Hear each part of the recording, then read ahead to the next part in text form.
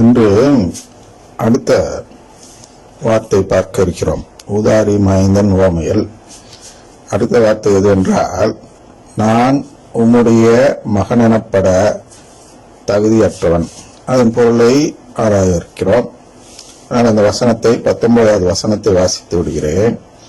இனிமேல் நான் உம்முடைய மகன் எனப்பட தகுதியற்றவன், உம்முடைய கூலி ஆட்களுள் ஒருவனாக என்னை வைத்துக் கொள்ளும் என்பேன் என்று சொல்லிக் கொண்டார்.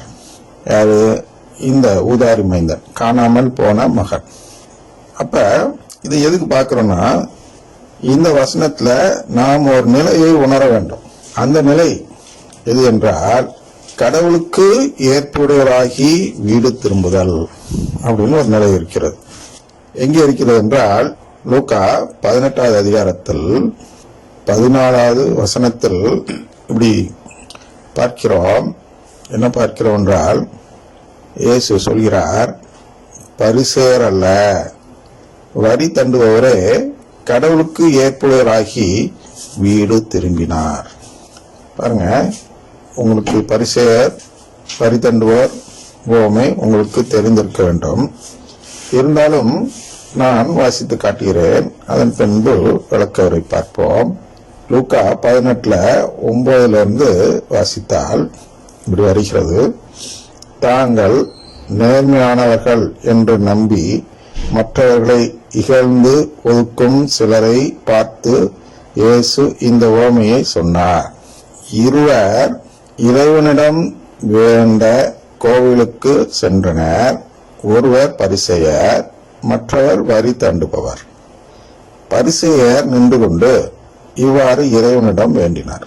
கடவுளே, நான் கொள்ளையர், நேர்மையற்றோர், விபச்சாரர் போன்ற மற்ற மக்களை போலவோ இந்த வரி தண்டுவோரை போலவோ இல்லாதது பற்றி உமக்கு நன்றி செலுத்துகிறேன்.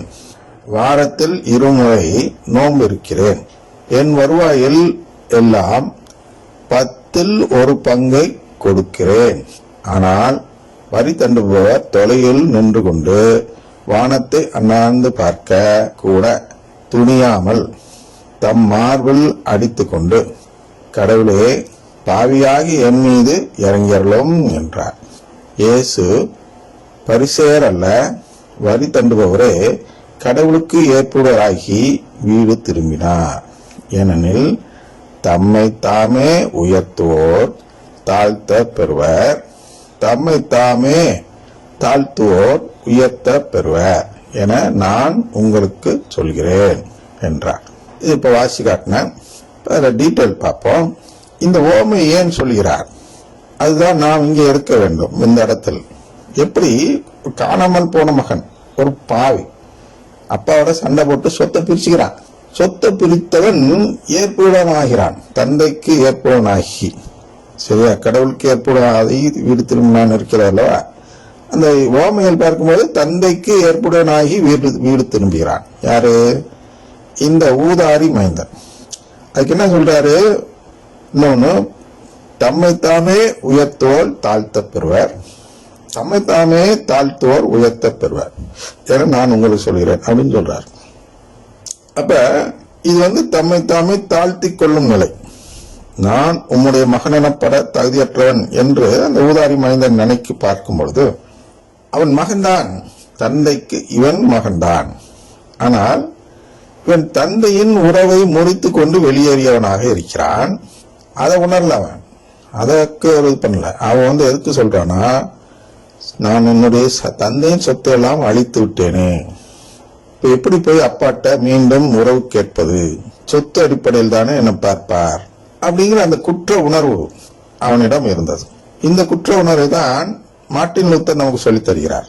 கடவுள் தந்தை அல்ல, அவர் நீ எப்படி இங்கே பாவம் செய்யாமல் வாழ்கிறாய் என்றுதான் பார்ப்பார்.